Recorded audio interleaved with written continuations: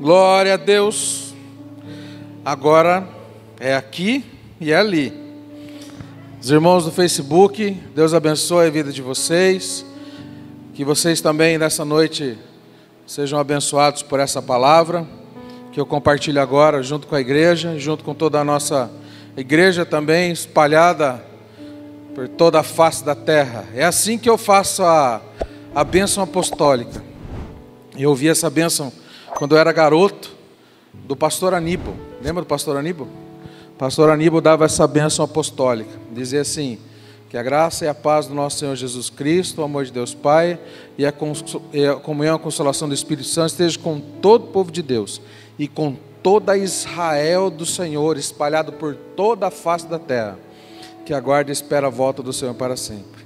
A mensagem dessa noite é para todo filho de Deus que tem se achegado ao Senhor, tem crescido no Senhor, e que essa mensagem chegue no teu coração nessa noite e produza frutos em nome de Jesus. Abra a tua Bíblia comigo em Eclesiastes capítulo 10. Eclesiastes capítulo 10. É uma mensagem curta, mas hoje à tarde, quando eu compartilhava com a Renata, depois do sono nazareno dela, eu não tive um sono nazareno hoje. Sabe aquele sono nazareno depois do almoço, de domingo? Um sono nazareno, a Renata teve. Aí depois que ela despertou, eu fui compartilhar a mensagem com ela. Dificilmente eu faço isso, mas senti no coração hoje de fazer. E Deus falou muito com nós dois. Depois disso também, pudemos meditar ali juntos. E eu tenho certeza que vai ser bênção para a tua vida. Eclesiastes capítulo 10, versículo 10. Eclesiastes 10, 10. Amém? Vou usar somente esse versículo. E depois mais dois versículos que se encontram em Atos, que mais para frente eu vou falar qual. Eclesiastes 10, 10 diz assim: se o machado está embotado e ninguém o afia, é preciso redobrar a força, mas com sabedoria se obtém êxito. Novamente, se o machado está embotado e ninguém o afia, abotado é cego, sabe a faca cega? E ninguém o afia, é preciso redobrar a força, mas com sabedoria se obtém êxito. Vamos orar? Senhor, em nome de Jesus, te agradeço nessa noite por tudo que já fizemos aqui.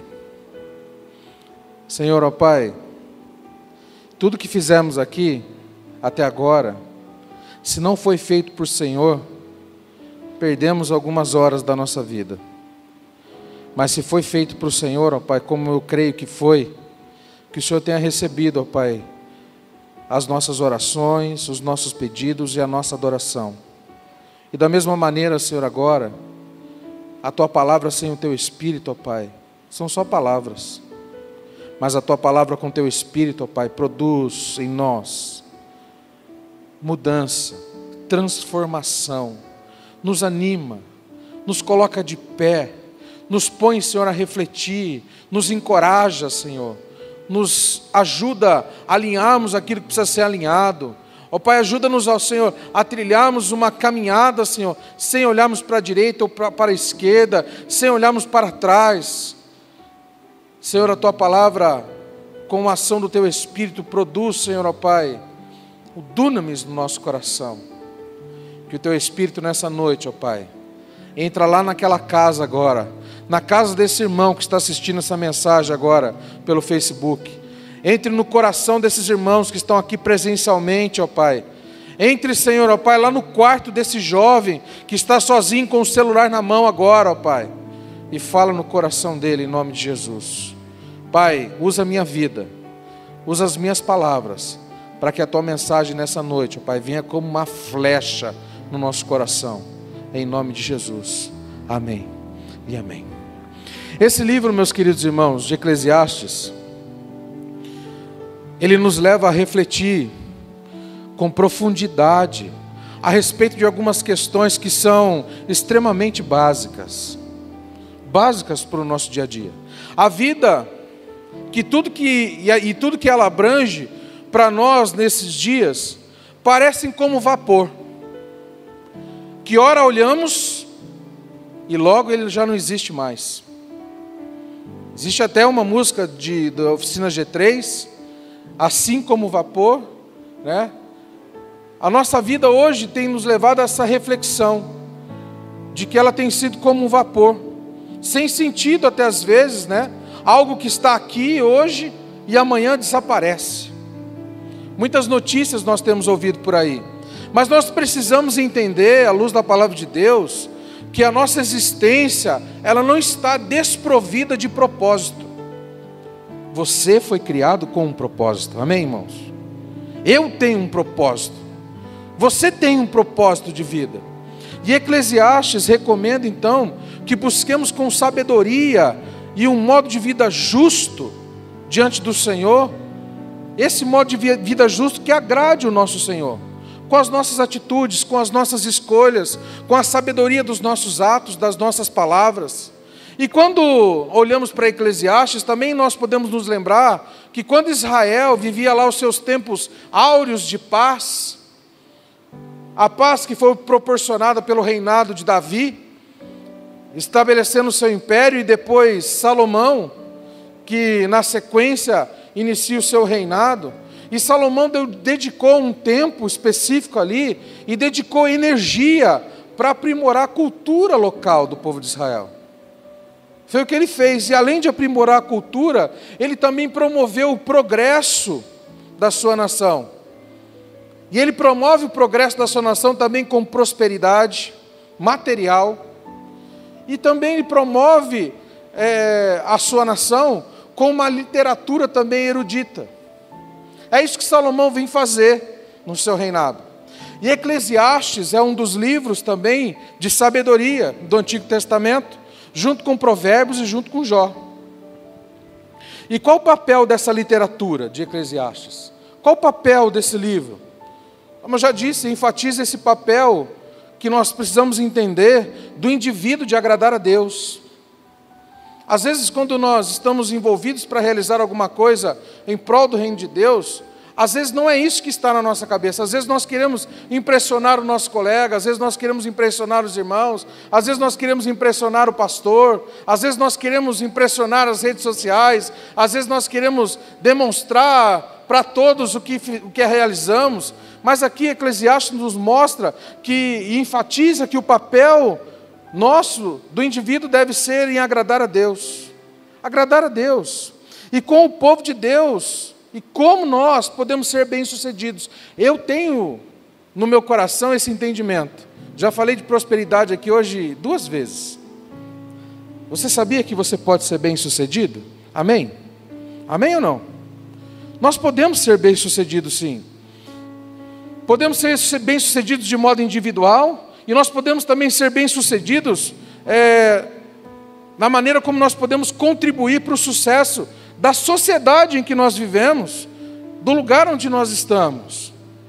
Também esse livro garante que o nosso Deus soberano está firmemente no controle de tudo que acontece. Se você tiver curiosidade depois de ler, você vai perceber isso. E além de estar no controle de tudo que acontece, Ele está no controle tanto das coisas boas, como das grandes tragédias. Eu sei que às vezes para você é difícil de acreditar nisso.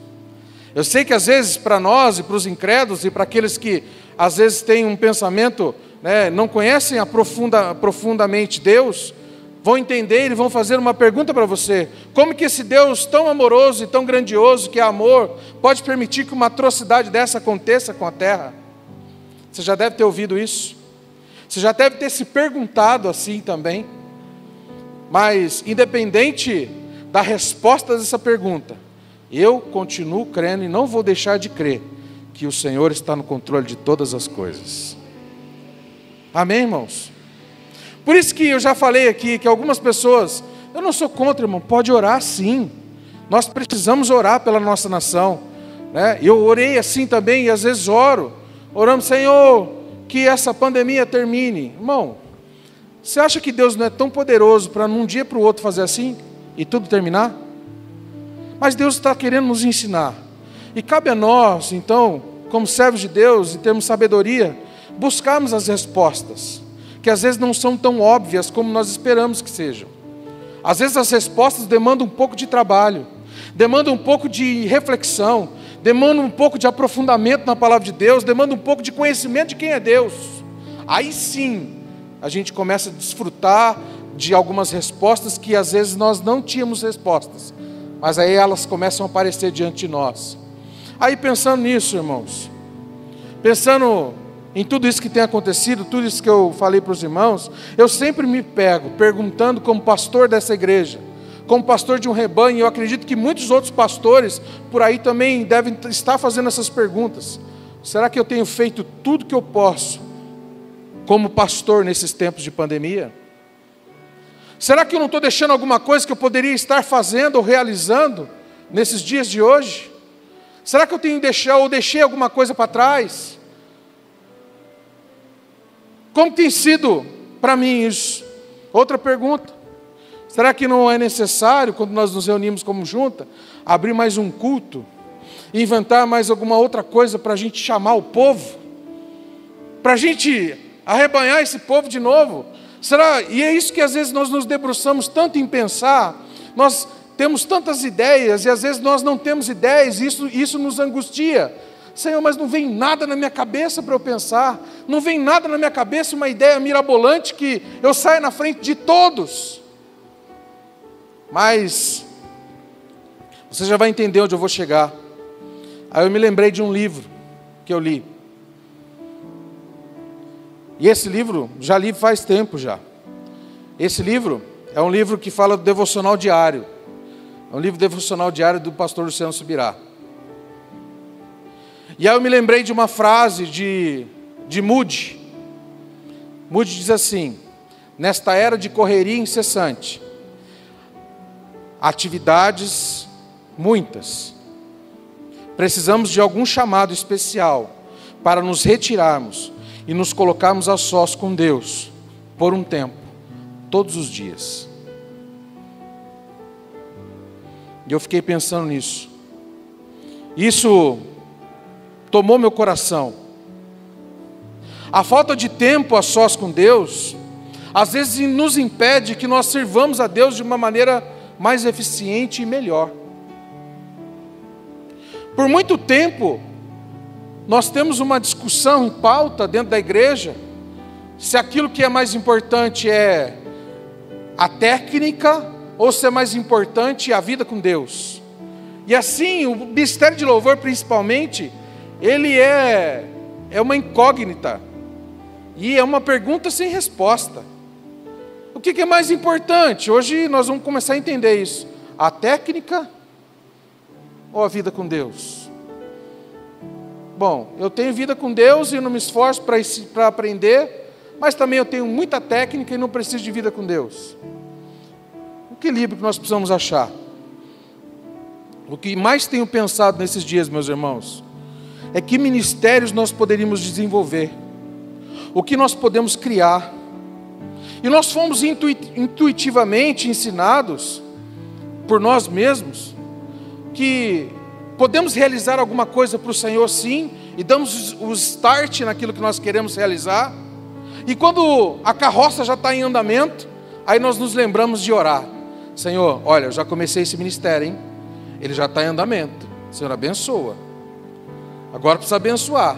É como se eu pegasse o meu carro, sem olhar se o tanque está cheio, e pegasse uma estrada para uma viagem longa, e falava: Senhor, agora eu já saí, agora dá um jeito, enche o tanque aí para mim. Muitas vezes nós fazemos assim para o Senhor. Muitas vezes nós damos os starts nas coisas que nós temos que decidir, e às vezes decidimos por nós mesmos algumas coisas, e depois nós colocamos Deus no rolo. Senhor, agora me ajuda.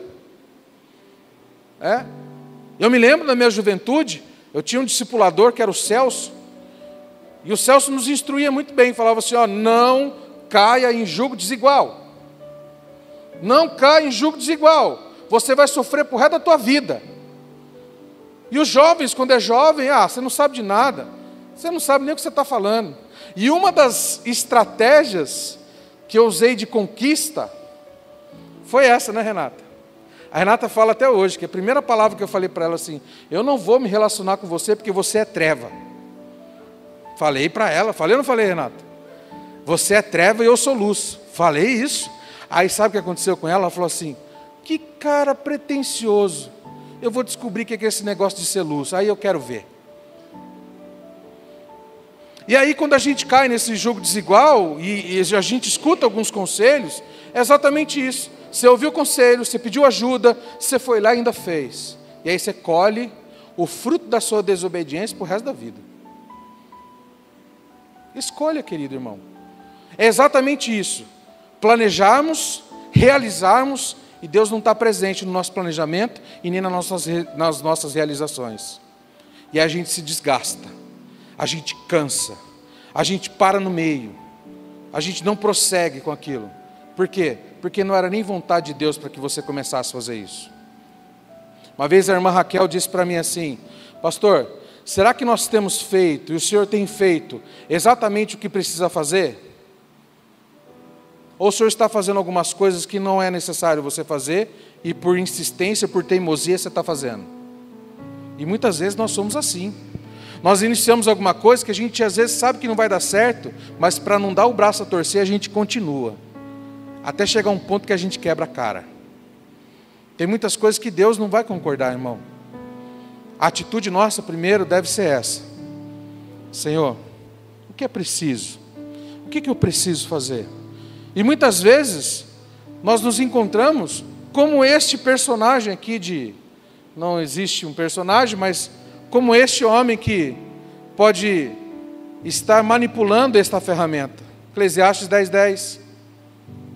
Olha aí Eclesiastes 10:10. Assim, se o machado está embotado e ninguém o afia, é preciso redobrar a força. Aqui nos apresenta um princípio, meus irmãos, interessante.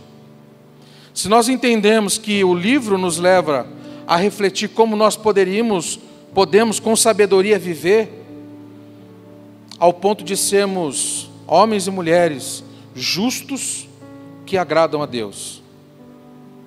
Se olharmos os comentários bíblicos desse versículo, você pode olhar o seu aí, não sei de que Bíblia que você está usando, mas o comentário bíblico da Nova Versão Transformadora, ele faz um comentário exclusivamente para aquilo que nós conseguimos enxergar de maneira literal desse texto.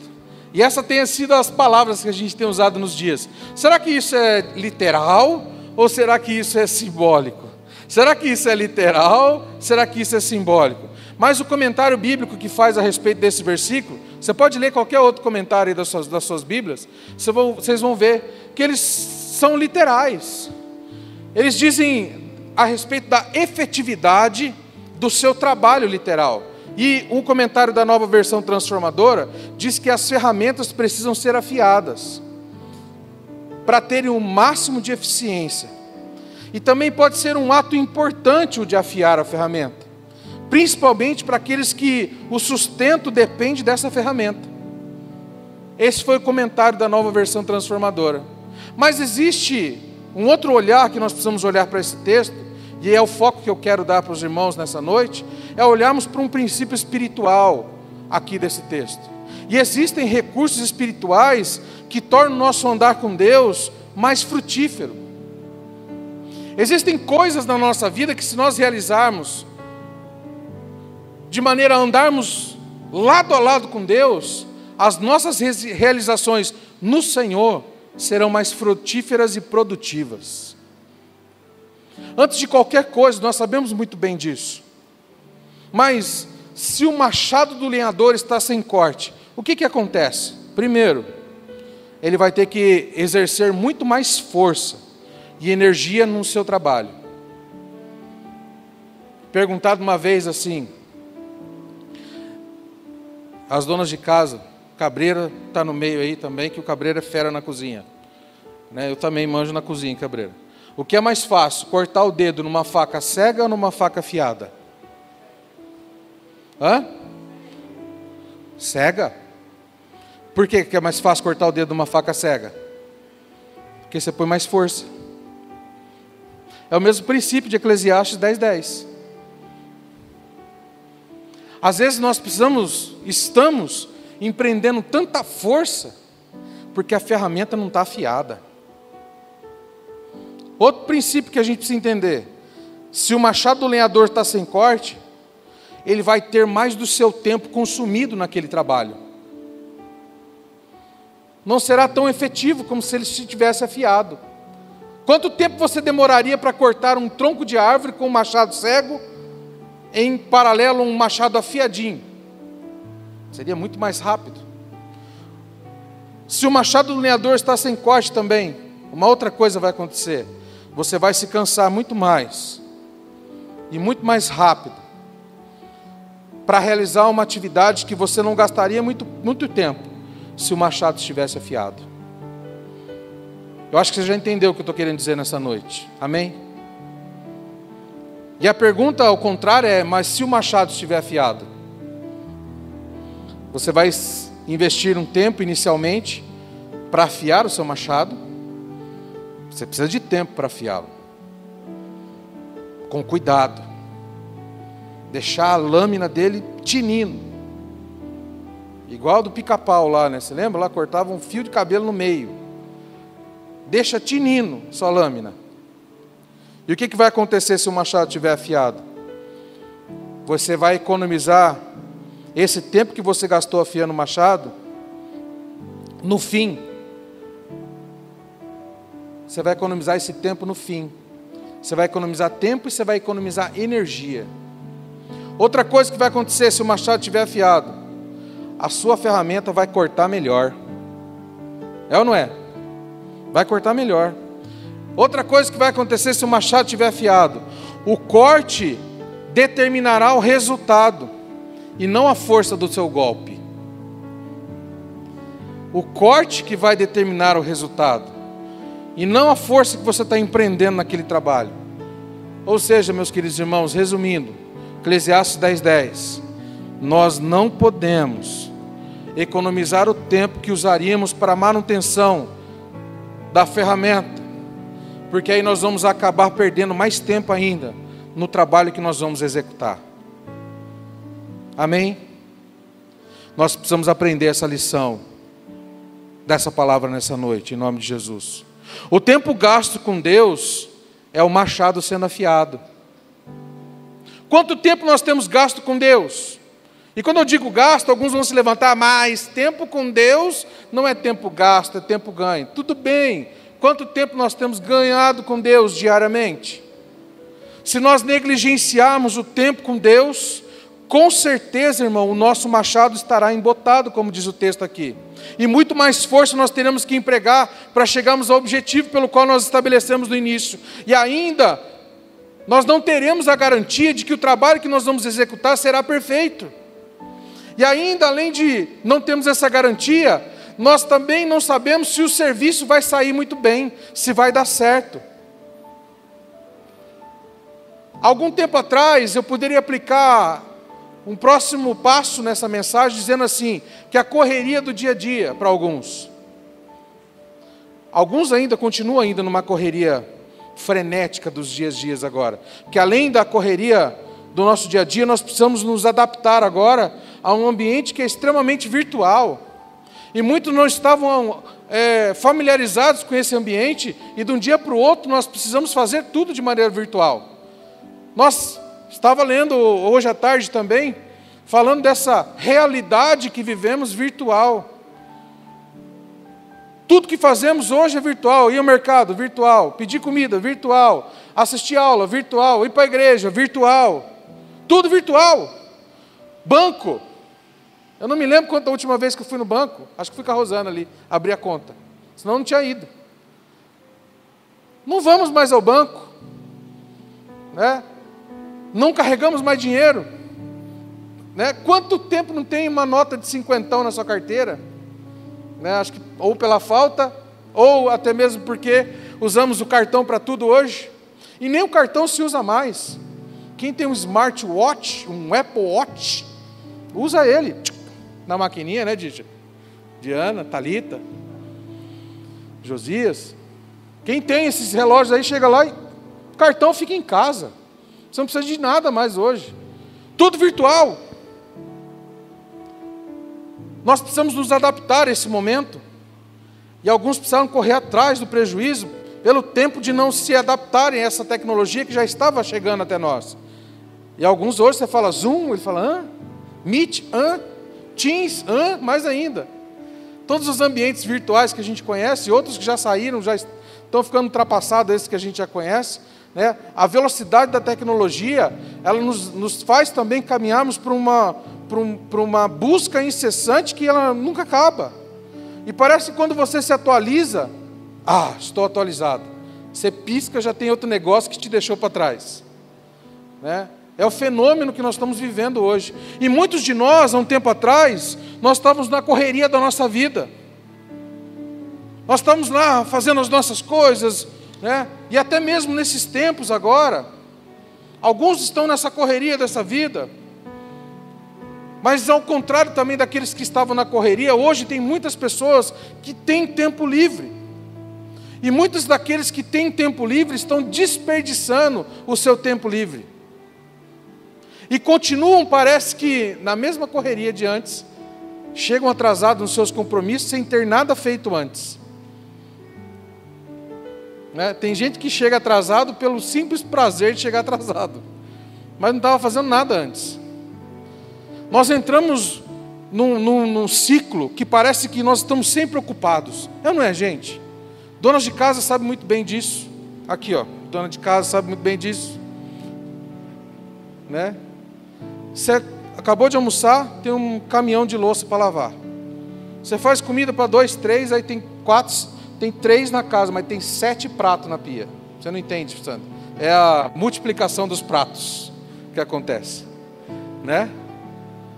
O trabalho, e às vezes a gente fica tão ocupado com essas coisas, a gente olha para o relógio, eita, já foi, acabou o dia, está na hora de agora fazer janta de novo, e mais 7 pratos para lavar, e mais panela para lavar, e aí a hora que você olha no relógio, eita, está na hora de dormir.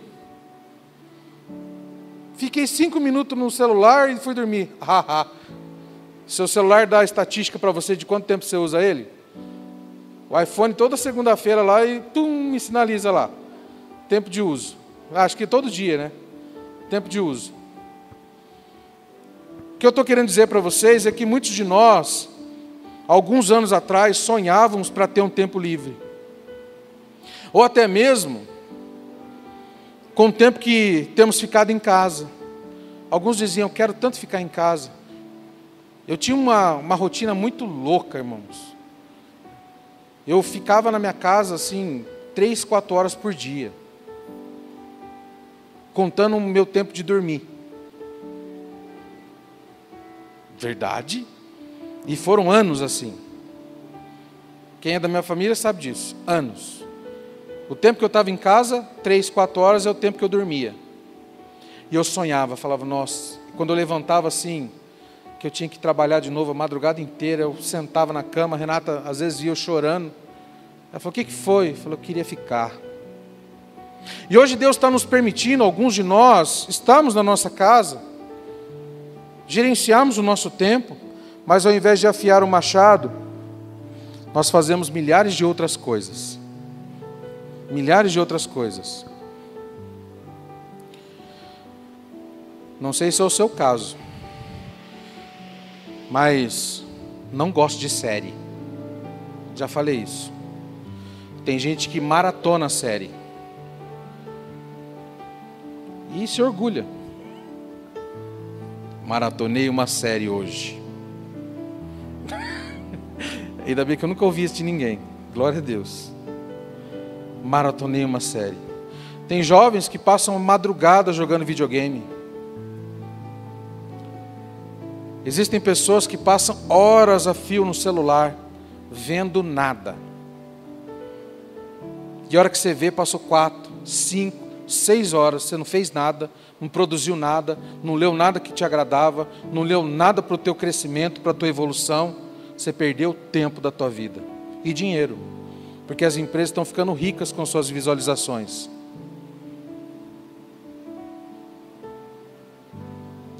Também nós entendemos que com o crescimento do ministério. Irmãos, vem nessa força comigo, que eu estou pensando assim. Pela pregação que nós tivemos na semana passada, dizemos que a glória do segundo templo será maior do que a glória do primeiro templo. Eu creio num tempo que nós vamos viver um mover de Deus extraordinário na igreja. E nós já estamos no princípio desses tempos. Só que quando a igreja cresce, alguns problemas aparecem. E nós precisamos já estar preparados para esses problemas. Algumas demandas que são naturais do ministério. E a gente já sabe que as demandas que a gente tem no ministério de uma igreja, que hoje a gente presume que nós tenhamos aí 100 membros. A gente não sabe mais quantas pessoas são membros dessa igreja. Já é um trabalho, bastante cheio para realizar as coisas, para atender todo mundo. Você imagina como fica a minha cabeça? Será que eu falei com fulano, com ciclano, liga para um, liga para outro, eu não posso na casa de um, não posso na casa do outro, não sei como fulano está, manda mensagem aqui, e aí faz isso, faz aquilo, e a gente está envolvido nessa, e algumas coisas, algumas demandas naturais do ministério, e alguns acabam se perdendo. Lá em Atos, no capítulo 6, abre tua Bíblia aí comigo, Atos 6. Atos capítulo 6. Atos capítulo 6, versículo 1.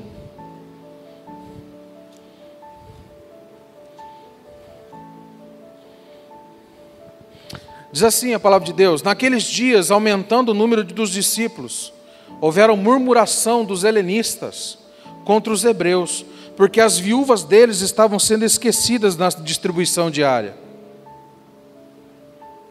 Tinha tanta gente se convertendo, irmão, naqueles tempos, chegando na igreja, que alguns começaram a ficar esquecidos ali. Alguns começaram a ficar de lado. E aí os apóstolos tomam uma decisão ali. Se reúnem e olha o versículo 2. Então os 12 apóstolos convocaram a comunidade dos discípulos e disseram: não é correto que nós abandonemos a palavra de Deus para servir às mesas. Estão entendendo aqui? Eu não posso abandonar a palavra,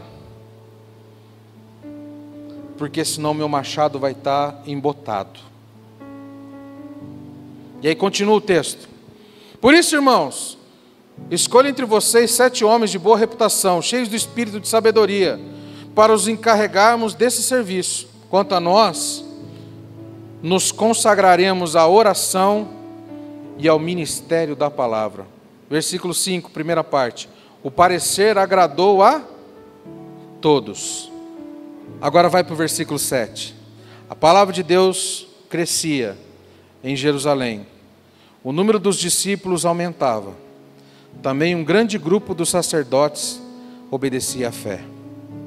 Aqui está um exemplo claro para nós, de que quando nós entregamos o nosso tempo de qualidade ao Senhor, afiando o nosso machado, no final, os frutos vão ser colhidos. Nós não podemos largar a oração e a palavra de Deus em pensar realizar mais atividades e mais trabalho, mas primeiro nós precisamos nos debruçar, Samuca, em afiar o nosso machado. Eu não sei se vocês têm percebido isso. Esse tem sido o trabalho e a direção que Deus me deu desde o início da pandemia. O que nós vamos fazer? Nós vamos orar. O que nós vamos fazer? Nós vamos estudar a Bíblia. O que nós vamos fazer? Esse é o princípio de tudo. O resto, Deus acrescenta. Deus dá estratégias. Deus nos dá sabedoria para lidar. As outras coisas nós vamos depois realizando. Mas isso é o fundamental e nós não podemos esquecer. Nós não podemos deixar de lado. E nós não estamos fazendo isso já da pandemia para cá. Já é uma prática que nós já estamos realizando há tempos. Oração e busca da palavra.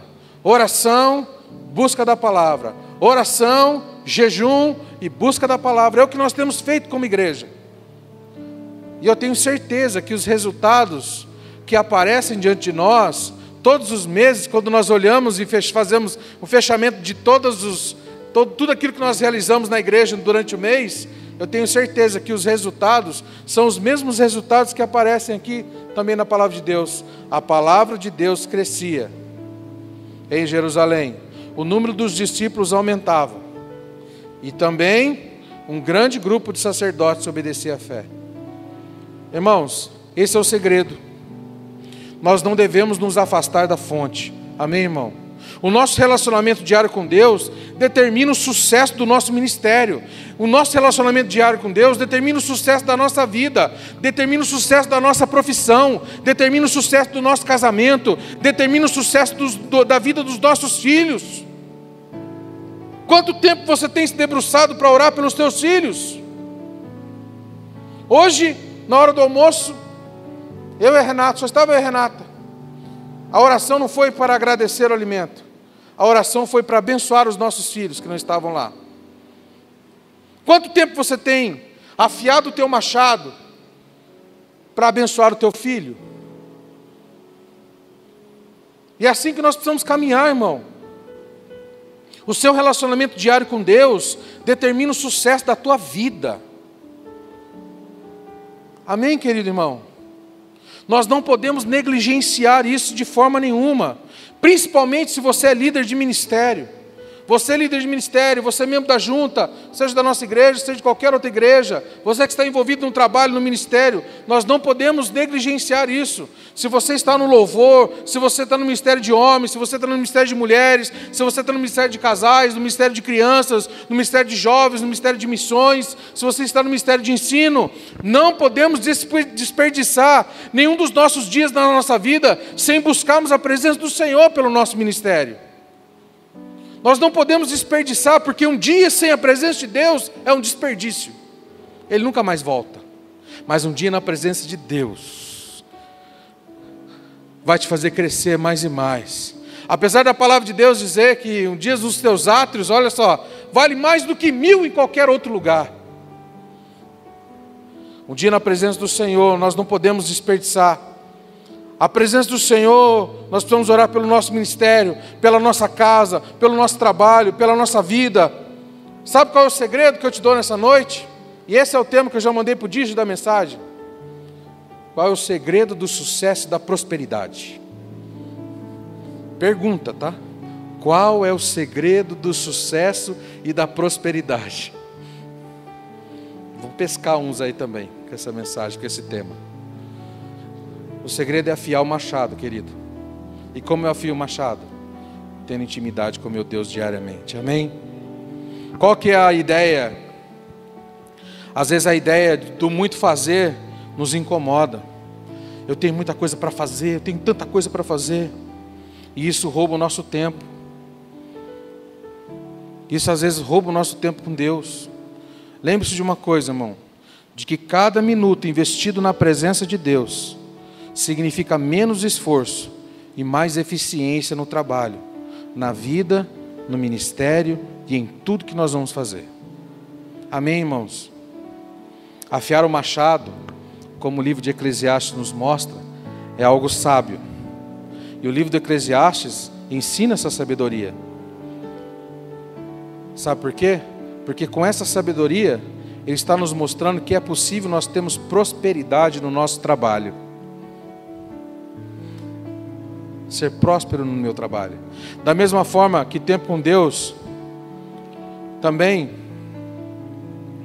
tempo com Deus não significa falta de produtividade, e sim significa aumento da nossa capacidade produtiva. Você que estudou administração, o princípio do Fordismo lá, né, da linha de montagem, lembra disso? Linha de montagem? Henry Ford que estabeleceu isso.